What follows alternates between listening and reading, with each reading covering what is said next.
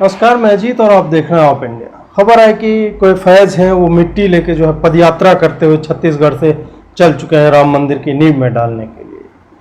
कोई जमशेद है, उसको भूमि पूजन में जाना है, कोई शहीद है, उसको जाना है, कोई और फैज भी होगा जो ईंट लेके चल रहा होगा। तमाम तरह की खबरें आने लगी। ठीक है, किसी फैज को, शहीद को, जमशेद को, अब्दुल को, साकिब को, शोएब को, शाहिद को, जिसको जो करना है राम मंदिर को लेके करे, स्वागत है उसका। और ये लोग ये भी काफ़ी वोकल होके कह रहे हैं कि हमारे पूर्वजों ने मजहब बदल लिया था, लेकिन हमारे पूर्वज तो, असली पूर्वज तो राम ही हैं, और हम जो है हिंदू भाइयों के साथ शरीक होना चाहते हैं उनके जश्न।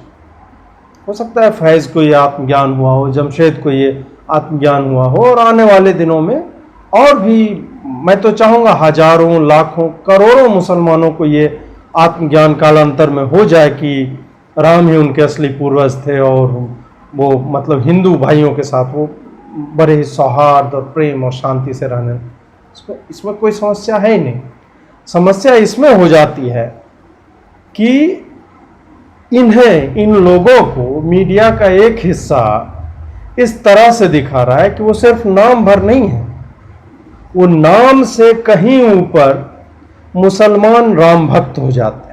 मुसलमान राम भक्त फैज जो है मिट्टी लेके आ रहा है, मुसलमान राम भक्त गौ भक्त फैज जो है ईंट लेके चल रहा है, मुसलमान जमशेद जो है वो जो है माथे पे एकदम पूरा एकदम पसीना चल रहा है और पैर फट गया है, खून निकल रहा है, और वो जो है राम भगवान के लिए वो इतना बड़ा भक्त है कि चल चुका है।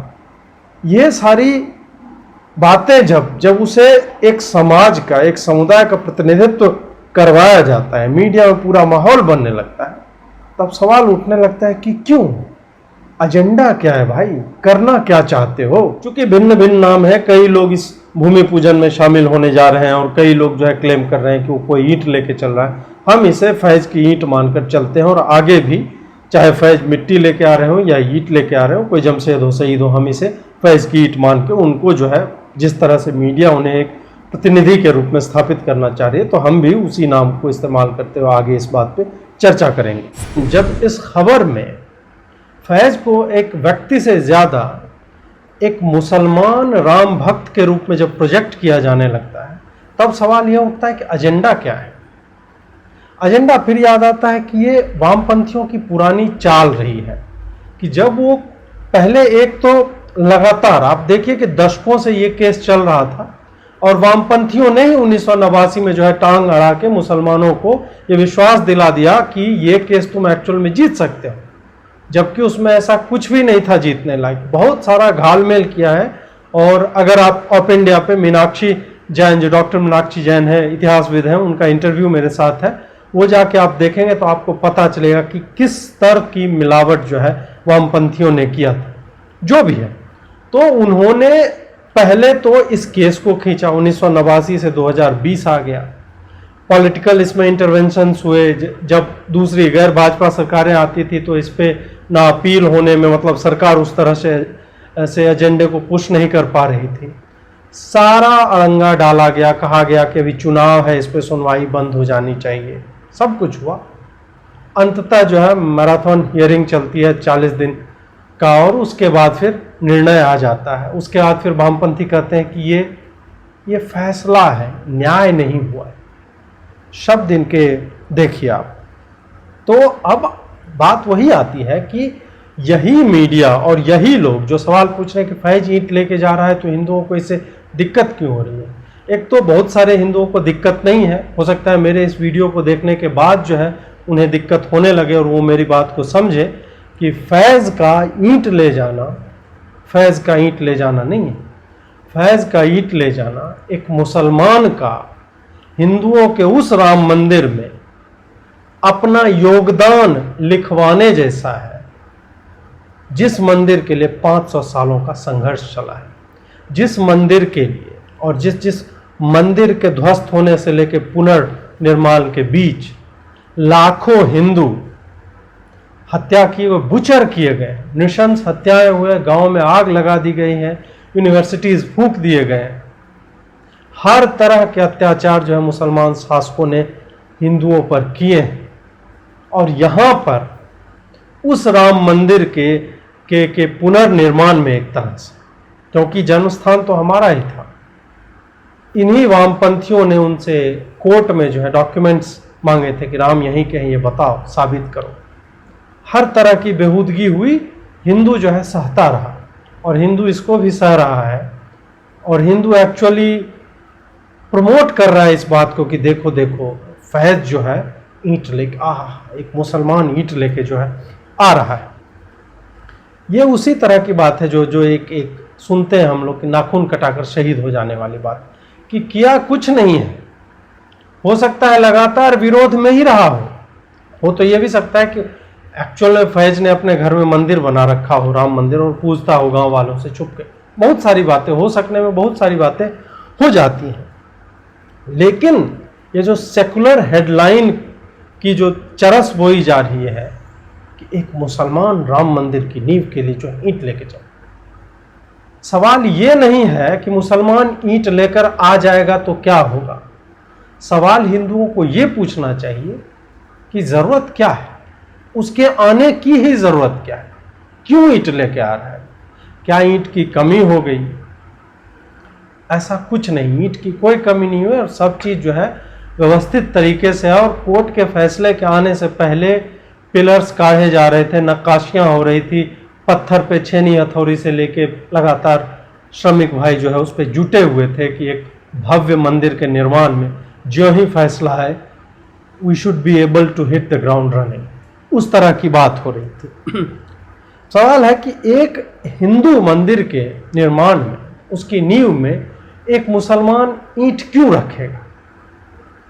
लॉजिक क्या है? मतलब इसमें अब जब मैं इसी पे बात कर रहा था कुछ लोगों से तो कह रहे थे कि हम लोग अगर हम ये लाइन लेते हैं, ये सवाल पूछते हैं, तो क्या हम मुसलमान भाइयों को एलियनेट नहीं कर रहे, मतलब उनको छोड़ तो नहीं रहे कहीं। एलियनेशन या छोड़ना एक समुदाय को तब होता है जब वो एक्चुअल में पहले से इन्वॉल्व रहा हो। यहाँ ऐसा नहीं है। अगर ऐसा होता कि फैज के परिवार वाले जो है 3 पीढ़ियों से वो राम चबूतरा और सीता रसोई में जो है पोछा मार रहे थे, उनकी साफ सफाई कर रहे थे, रख रखाव कर रहे थे, और नया निज़ाम आता है, नया फैसला आता है और उसमें कहा गया कि नहीं, को निकालो इनको यहाँ से हटाओ, यहाँ सिर्फ हिंदू रहेगा, तब इस बात को हम एंटरटेन कर सकते थे कि हाँ यहाँ पे जो है एलियनेट कर रहे तुम, एक्चुअल में जो सही में आस्था से प्रेरित होके 3 पीढ़ियों से कुछ कार्य कर रहा था उसको तुम जो है निकालने की कोशिश कर रहे हो।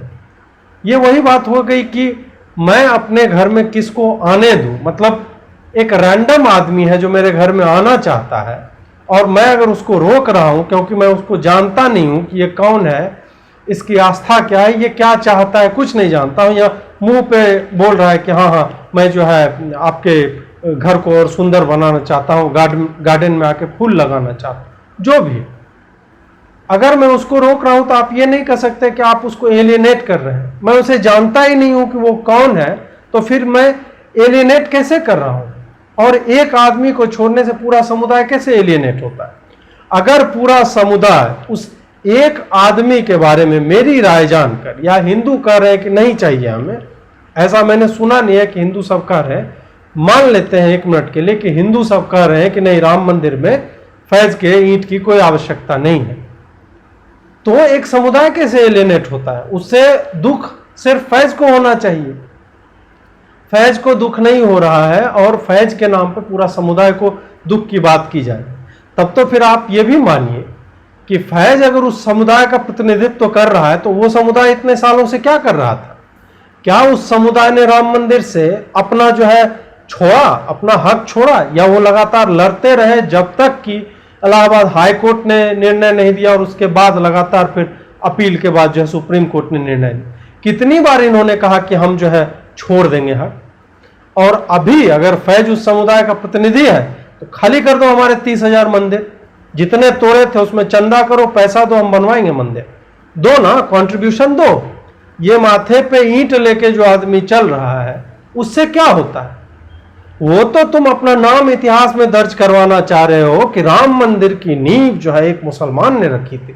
सोचिए आपके 10 साल बाद किताबों में ये पढ़ाया जाएगा, कुछ साल बाद तो 10 साल बाद 20 साल बाद सरकार तो बदलेगी, स्टेट में कहीं पे सरकार बदलेगी किसी स्टेट में, वहां पे यही पढ़ाया जाएगा ना, अगर ये हो जाता है तो, कि हिंदुओं के मंदिर की नींव मुसलमान ने रखी और फिर वो फैज गायब हो जाएगा, मुसलमान आ जाएगा और नींव रखने का ये मान लिया जाएगा कि आधारशिला जो है, मतलब अगर वो नींव नहीं रखता तब तो तुम्हारा मंदिर बनता ही नहीं, और फिर मैन्युफैक्चर किए जाएंगे लाइज, झूठ बनाए जाएंगे कि कैसे जो है कोर्ट में तो कुछ भी हुआ लेकिन फिर भी मुसलमानों का दिल बड़ा था और उन्होंने कहा कि नहीं, हम आगे बढ़कर हम हिंदू भाइयों के साथ मिलजुल कर रहना चाहते हैं और हम उनके इस आयोजन में, इस सबसे बड़े आयोजन में, जो इस सदी का और आधुनिक भारत का जो सबसे बड़ा एक आयोजन होने वाला है, सबसे बड़ा प्रोजेक्ट जो बनने वाली परियोजना जो है, और हिंदुओं के लिए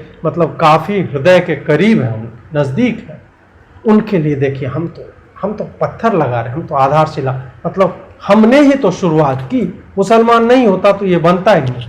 तो ये तर्क नहीं, ये कुतर्क है कि एलियनेट किया जा रहा है, कोई एलियनेशन नहीं हो रहा है। समावेशन के कई उदाहरण हैं एसिमिलेशन के, कि हम जो है सबको साथ लेकर चल रहे हैं। आप जाकर देखिए कि गांव की रामलीलाओं में क्या मुसलमानों को रोल नहीं मिलता? अयोध्या में अगर दीपोत्सव होता है, अयोध्या में कोई और उत्सव होता है, तो आप पता कीजिए कि फूल मालाएं कौन बना रहे हैं, उसमें आपको आधे लोग ऐसे मिलेंगे जो मुसलमान हैं। क्या वहां पे ऐसा कहा जाता है कि नहीं तुम मुसलमान है तुम फूल माला मत बनाओ? नहीं। हजारों ऐसे उदाहरण पूरे देश में आपको मिल जाएंगे कि किसी बड़े मंदिर की ध्वजा जो है कोई मुसलमान सिल रहा। तो ऐसा नहीं है कि ये अचानक से भाजपा की सरकार आई है और मैं जो है या हिंदू समाज जो है वो बोल रहा है कि नहीं नहीं मुसलमानों को हर जगह से हटाओ। नहीं, राम मंदिर एक विशिष्ट मंदिर है। राम मंदिर हिंदुओं के 500 साल के संघर्ष का परिणाम, वहां पर, और उसका संघर्ष डायरेक्टली मुसलमानों से ही था। एक एंगल ये भी है। और हां, हम मंदिर को तुम सेकुलर कैसे बना दोगे भाई? मंदिर अपने परिभाषा से ही धार्मिक जगह, विशुद्ध धार्मिक जगह है, उसको तुम सेकुलर कैसे बना दोगे? उसमें तुम ये क्यों फैज और फ्रैंको, अब ले आओ ना, बिशप फ्रैंको मुलक्कल को भी ले आओ। जब यही सब करना है फिर अलग अलग फेथ के लोगों को बुलाओ और बोलो कि हाँ ये सब जो है बैठेंगे, हिंदू वाला सारा काम जो है वो सेकुलर हो जाता है, सारा आयोजन, और बाकी में जो है वो काफिर, वाजिबुल कत्ल। ये कौन सा कुतर्क है? हमें नहीं चाहिए भाई किसी का इंटरफेरेंस, नहीं चाहिए, बस नहीं चाहिए। जिसकी आस्था है वो आस्था हृदय में रखे और उसको प्रदर्शित करने के तमाम मौके मिलेंगे आपको। आप जो है मुहिम चलाइए कि काशी मथुरा ये सब खाली किया जाए मुसलमानों के द्वारा। ज्ञानवापी को जो है उसको ले जाओ, मथुरा में जो बनाया हुआ है ये सब पे मुहिम चलाओ। 30-40 हजार हमारे मंदिर हैं जो तोड़े गए, बिखेर दिए गए, उस पर मुहिम चलाओ ना, अपनी आस्था का, अपने तुम हिंदुओं से प्रेम का, सामाजिक सद्भाव का, समावेशन का। तुम वो स्टेप तो लो। ये ईंट लेके क्या आ रहे हो? ईंट हमारे पास कम है क्या? हमारे पास ईंट बहुत ज्यादा है और सोने और चांदी की ईंट देने के लिए हिंदू लोग तैयार हैं। तो हमें ईंट नहीं चाहिए फैज की। हमें फैज से अगर वो मुसलमान राम भक्त दोनों विशेषणों का प्रयोग करता है और राम भक्तों का और मुसलमानों का प्रतिनिधि बन के आ रहा है, तो फैज से मेरी उम्मीद यह है कि वो वकीलों के साथ जाए या अपने अपने समुदाय में एक मुहिम चलाए, और मैं उसका समर्थन करूंगा। मैं ऑफ इंडिया पे हर दिन उसके लेख छापूंगा कि आज उसने कितनी प्रगति की है कि हिंदुओं के मंदिरों पर से जो है मुसलमानों ने जो स्ट्रक्चर्स बनाए हुए उसको हटा दिया जाए और हिंदुओं को वापस किया जाए, ताकि वो अपने राम को, कृष्ण को, शिव को जहां भी उनको मुक्त कर सकें और उन्हें उनके आवास में, उन्हें उनके मंदिर में, गर्भगृह में स्थापित कर सके, प्राण प्रतिष्ठा कर सके। ये करके दिखाओ, तब हम मानेंगे कि हाँ फैज मुस्लिम राम भक्त है जिसके भीतर की आस्था जगी है और उसके पीछे कोई कॉन्स्पिरेसी नहीं है, वो एक्चुअल में जो है राम से प्रभावित होके निकला है। अब आप सोचिए कि मंदिर के गर्भगृह में, अब यही है ना, धीरे धीरे कितना बाउंड्री पुश करोगे, यही सब करोगे कि मंदिर के गर्भगृह में जो है मुसलमान को पहुंचा दोगे कि नहीं नहीं मंदिर है सबके लिए। नहीं भाई, मंदिर सबके लिए नहीं है। जैसे मस्जिद सबके लिए नहीं होता, अजान हर व्यक्ति नहीं दे सकता, उसी तरह मंदिर सबके लिए नहीं है।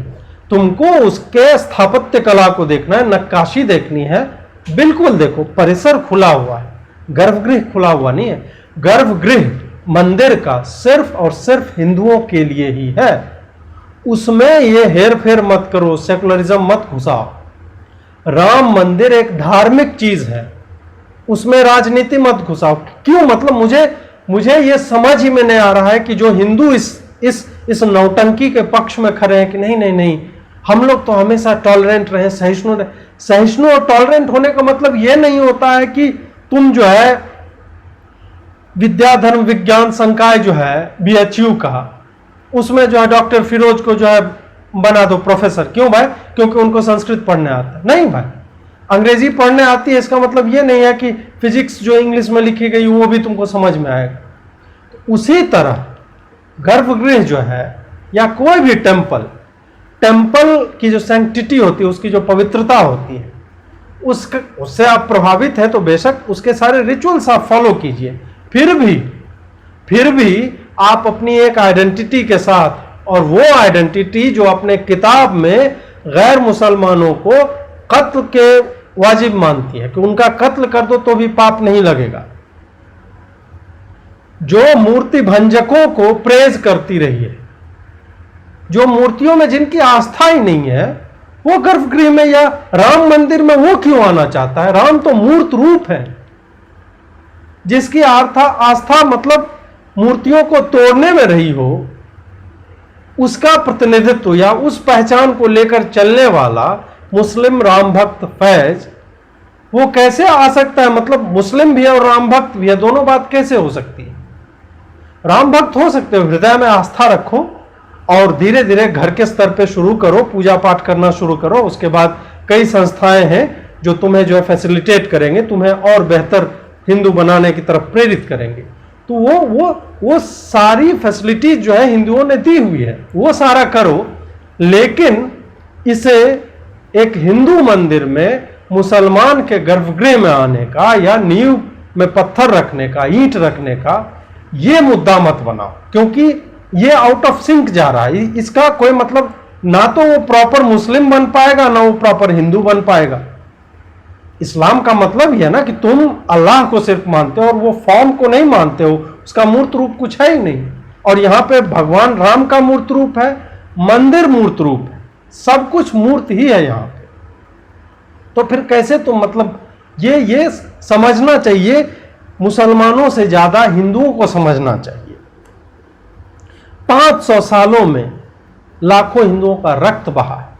इसलिए मतलब ये मैं बार बार इसलिए कह रहा हूं कि जो लोग नहीं जानते, जो लोग सिर्फ फैसले को जानते हैं कि राम मंदिर का फैसला आ गया और हिंदुओं के पक्ष में फैसला गया, उनको ध्यान में रखना चाहिए कि राम मंदिर का फैसला मतलब वो 17 नवंबर 16 नवंबर 2019 को नहीं आया था, वो अचानक से नहीं आ गया।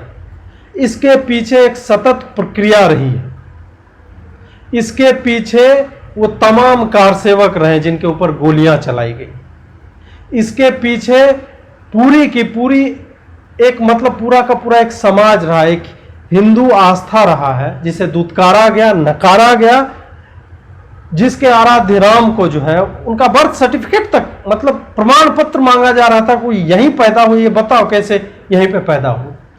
बाकी टाइम में नहीं मांगा जाता है कुछ, बाकी मजहबों में जाके आप कुछ भी इस तरह से मांगिए तो फिर कमलेश तिवारी वाला आपका हल हो जाएगा, वो नहीं होता। ये सारी नौटंकी जो है सिर्फ और सिर्फ हिंदुओं के साथ ही जो की जाती है, इसमें जो ही आप सेकुलर करना चाहते हैं उसका और कोई मतलब नहीं है सिवाय इसके कि घुसपैठ करने की कोशिश की जा रही है। हमें नहीं चाहिए तुम्हारा सेकुलरिज्म। मंदिर सेकुलर जगह होता ही नहीं है, इसलिए यहां पे सेकुलर मत घुसो।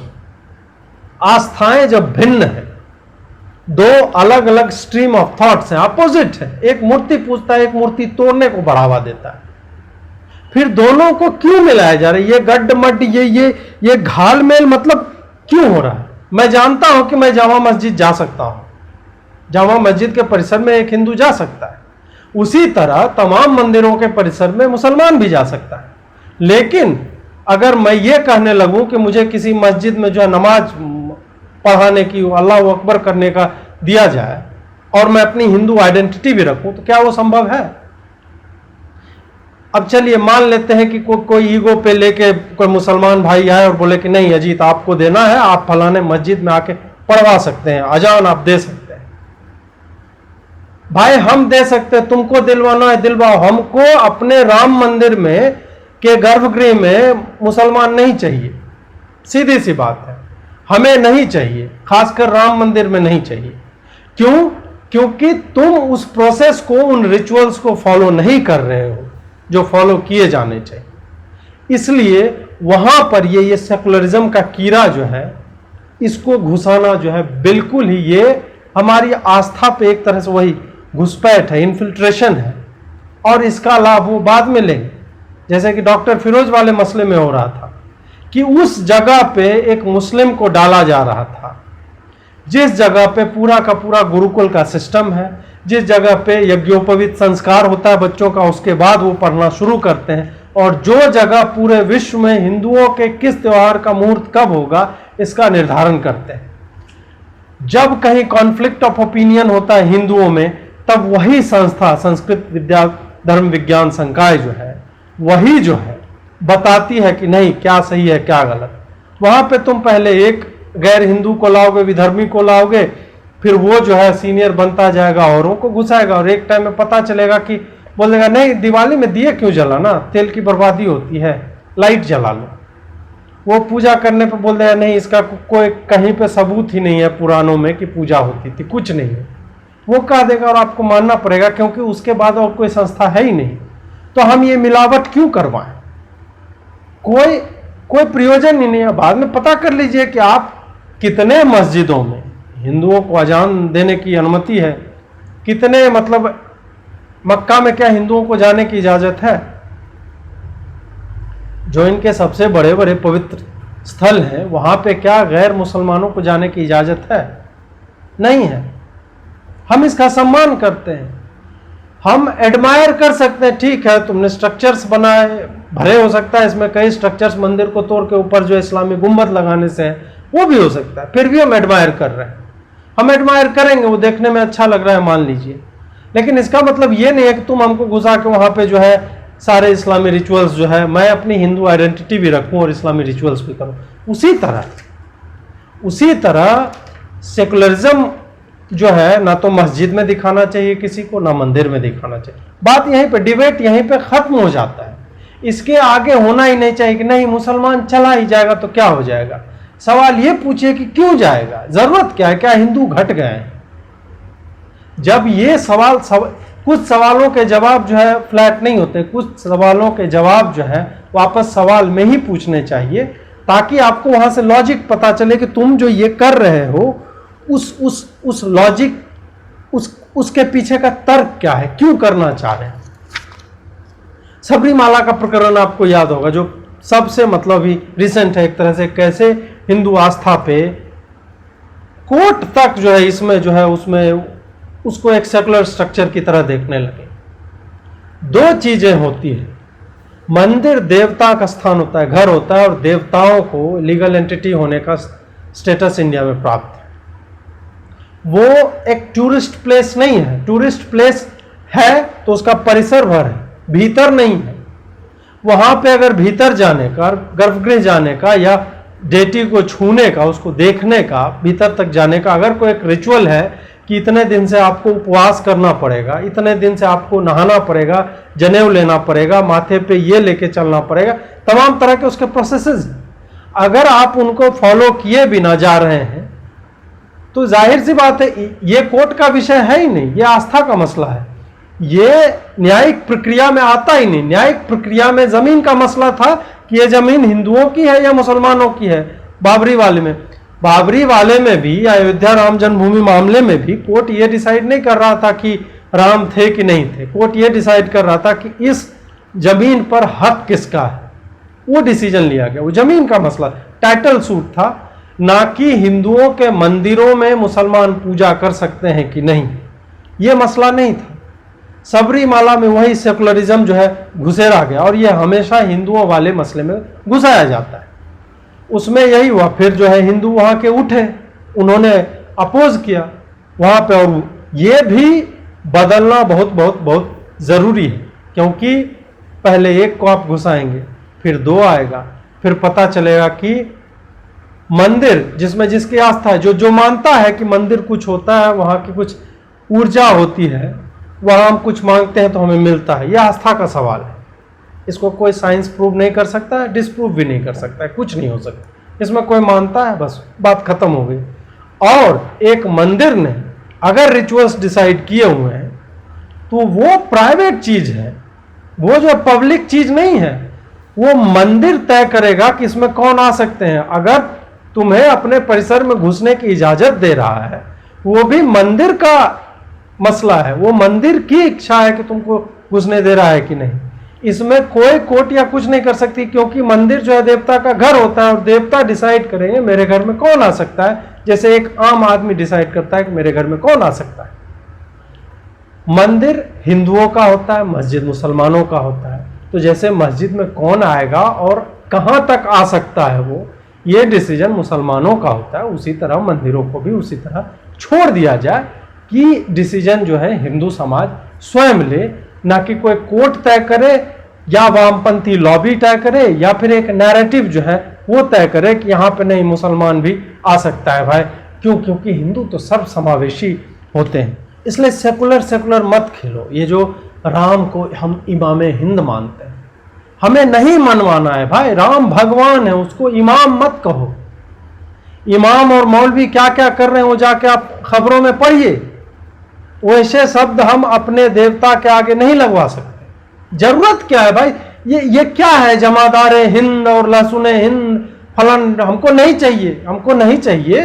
वो अपने शब्द, अपनी शब्दावली और अपने जो भी तुम्हारे हैं, जिसको भी तुम अपने आराध्य मत अपने तक रखो। हमारे वाले को अपने विशेषणों से मत नवाजो, हमें नहीं चाहिए। तुम कितना भी प्रेम से देना चाह रहे हैं, क्योंकि यही प्रेम जो है ना, हम तुम्हें 1 इंच देंगे और तुम फिर पूरा घुस जाओगे, पूरा बॉडी समेत घुस जाओगे, और बाद में मतलब उसको फिर पैगंबर।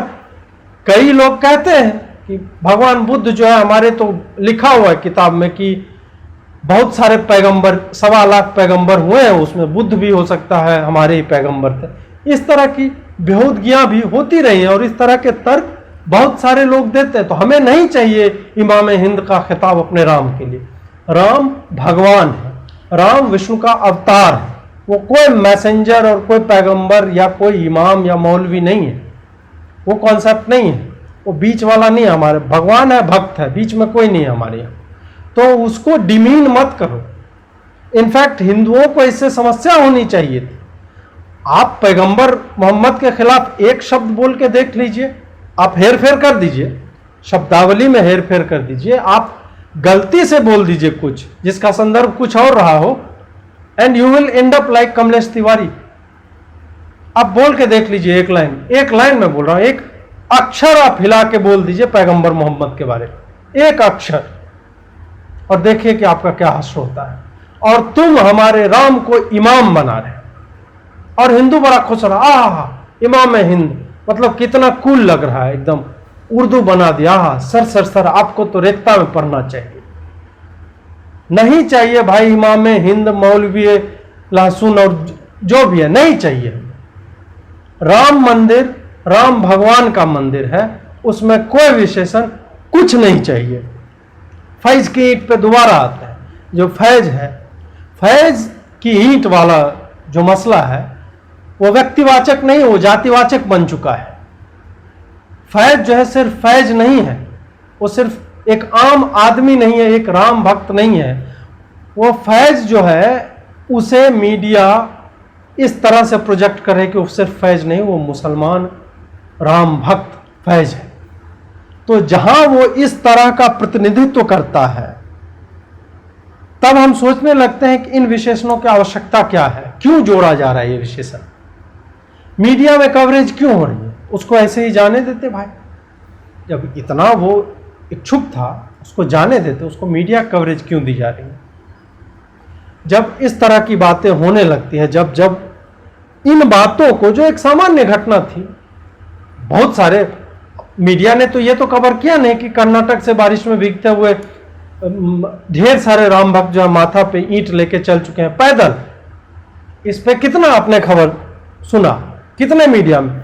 ये सब ट्विटर पे जो है वीडियो के रूप में घूमता घूमता जो है खत्म हो जाता है। आपने सुना कि कर्नाटक से भगवा लुंगी पहने और सर पे भगवा पगड़ी बांधे और ईंट लिए राम भक्त हंसते हुए बेचारे पैदल चल रहे हैं बारिश में भीगते हुए? कितने जगह आपने देखा। लेकिन एक मुसलमान राम भक्त ईंट लेके चल रहा है, उसके मतलब पल पल की हो सकता है अब लाइव ना होने लगे कि राम भक्त फैज जो है कहां तक पहुंचे। ये आपको आपकी ही आस्था से, एक तरह से आपकी आस्था को डाइल्यूट करने की योजना है, और कुछ नहीं है। ये एजेंडा क्या है इसके पीछे? उसको जो भी करना था वो वैयक्तिक तौर पे कर सकता था। उसे मुसलमानों का प्रतिनिधित्व क्यों करवाया जा रहा है? उसे क्यों इस तरह से प्रोजेक्ट किया जा रहा है? मैं कहता हूं जितने मुसलमानों को आना है, आओ भाई, बिल्कुल आओ। भले ही तुम हमेशा से इसके अगेंस्ट रहे हो, फिर भी आ जाओ। और कोरोना का समय है, भूमि पूजन होता तो हो सकता है दर्शक दीर्घा बनती और उसमें तुम्हें आना होता, तुम भी देखते कि एक भव्य राम मंदिर जो 1528 में बाबर के काल में जो है तोड़ के धूल धूसरित कर दिया गया था, वो जब दोबारा खड़ा होता है तो वो कैसा दिखता है। हम तो चाहेंगे कि सारे मुसलमान आके देखें, लेकिन क्या करें, कोरोना चल रहा है। लेकिन हां, तुम्हें हम देखने कह रहे हैं, देख सकते हो, परिसर में आना सबका अलाउड है अगर तुम्हें टूरिस्ट प्लेस ही लगता है तो। लेकिन हाँ, उसमें ईंट जो है तुम्हारी हम नहीं लगाएंगे, क्योंकि हमारे पास पहले से ईंट है। तुम्हारे ईंट में कोई दिक्कत नहीं है, हम ये मान ही नहीं रहे तुम्हारे ईंट में दिक्कत है। जितनी ईंटें लाना है ठीक है, लाओ, ईंट का दुकान बना लो, जो भी करना है कर लो, लेकिन वो ईंट जो है राम मंदिर की नींव में नहीं जाएगा, नहीं जाना चाहिए। हो सकता है कुछ सेकुलर लोग हों, वो हिंदुओं के वही सहिष्णुता, टॉलरेंस और इंक्लूसिवनेस, प्लूरलिस्टिक नेचर और तमाम विशेषणों के कारण हो सकता है वो ईंट वास्तव में राम मंदिर की नींव में चली भी जाए। फिर भी मैं अपने वैयक्तिक विचार में, मैं अपने इंडिविजुअल थॉट में यही मानता हूं, मेरा यही मत है कि किसी भी फैज फराज, किसी की भी कोई भी चीज राम मंदिर की नींव में नहीं जानी चाहिए, पूरे राम मंदिर में कहीं नहीं जानी चाहिए। क्यों? क्योंकि उसकी कोई जरूरत नहीं है, कोई जरूरत नहीं है। क्योंकि तुम पूरे केस के दौरान कहीं फैज कहां दिखा था?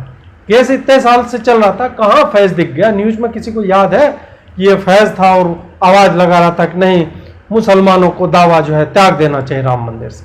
क्या फैज ने ऐसी आवाज लगाई थी? हम कैसे अभी मान लें कि फैज के भीतर में जो है राम भक्ति जो है अचानक से जागृत हो गई? क्यों मान लें? इन बातों को समझिए, इन बातों को ध्यान से सुनिए और इस पर गौर कीजिए, क्योंकि फैज की ईंट जो है 3 शब्द मात्र नहीं है, इसमें पूरा का पूरा प्रोपेगेंडा है, पूरा का पूरा मीडिया लगा हुआ है। वरना अब तक ये खबर नहीं आती, ना ही इस खबर को आनी चाहिए थी, क्योंकि बाकी हजारों हिंदू सर पे ईंट लेके उससे ज्यादा दुर्गम रास्ता तय करते हुए चल पड़े हैं। उनके बारे में आप तक खबर नहीं आती, उनके बारे में आप लिख नहीं पा रहे, उनके बारे में आप बोल नहीं पा रहे। जब आप फैज को, उसकी ईंट को जो है प्रतिनिधि बना देते हैं मुसलमानों का, तब आप उस 3 शब्द से, फैज की ईंट से लाखों हिंदुओं के कत्लेआम का, सैकड़ों हिंदुओं के आस्थावान होने का, जिन्होंने राम मंदिर की न्यायिक प्रक्रिया में भाग लिया था, इन सब को मिटाकर, बाबर के अत्याचारों को मिटाकर आप करेंगे फैज जो है माथे पे ईंट लेके चला था यार, मुसलमान आदमी दुर्गम पहाड़ों को, पैर की फटी हुई बिवाइयों को लेकर चला था, उसके पैर से खून निकल रहा था, लेकिन वो जय श्री राम बोलते हुए आगे बढ़ रहा था। आप याद कीजिए, यही जय श्री राम तो वार क्राई, हथियार वेपनाइज्ड कर दिया गया था, इसी जय श्री राम, यही राम है भाई, यही राम है जिसके बारे में लगातार मुसलमानों द्वारा, स्पेसिफिकली मुसलमानों द्वारा झूठ और प्रपंच फैलाया जाता रहा। हर केस में वो झूठ निकला है कि मुझसे राम जय श्री राम बुलवा के मुझे मारा गया। वहां क्रिकेट खेल रहे थे तो बच्चे जो आपस में लड़ रहे राम जय श्री राम बोल के मारा, मेरी टोपी फेंक दी, जय श्री राम मुझसे कहलवाया, मैं ऑटो वाला था मुझसे उठक बैठक करवाए। सबका सब जय श्री राम के नाम से, एक भगवान के नाम को, एक अभिवादन को, जय जय सिया राम, सीताराम, जय श्री राम, जो हम बोलते हैं, ग्रीट करते हैं एक दूसरे को हिंदू, इससे उसको जो है एक आतंकी नारा बनाने की कोशिश हुई थी। तो ये उसी सब को पाटने की कोशिश है कि देखो देखो फैज जो है सर पे ईंट लेके चल रहा था यार, आहा पैर से खून निकल रहा था, भूखा था, आंतड़ियां उसकी सूख गई थी, पेट पीठ मिलकर हो गए एक, चल रहा लकुटिया टेक, मुट्ठी पर दाने को, भूख मिटाने को, राम मंदिर में पत्थर पहुंचाने को, मतलब इस तरह की बातें होने लगी। और भविष्य का हिंदू जो है, जिसमें भयानक स्मृति दोष है, जो अपने जड़ों से कटा हुआ है, वो जो है भाव विवल होके जो है गाना गाने लगे, एकदम गाना गा के, और सब कुछ भूल जाएगा कि कितने लोग इसमें मरे थे, घायल हुए थे। अगर फैज की आस्था राम में है तो भी ये मंदिर फैज की आस्था को के प्रतिफलित होने के लिए नहीं है। ये मंदिर सिर्फ इसलिए उसके आस्था के प्रतिफलित होने के लिए नहीं है और न ही माना जाना चाहिए, क्योंकि इस मंदिर के बनने में और इस मंदिर के टूटने में उसकी उस आस्था का बहुत बड़ा हाथ रहा है, जो लगातार चाहती थी कि ये मंदिर बने ही नहीं, और बने भी तो उसे दोबारा तोड़ दिया जाए। बहुत बहुत आभार आपका, नमस्कार।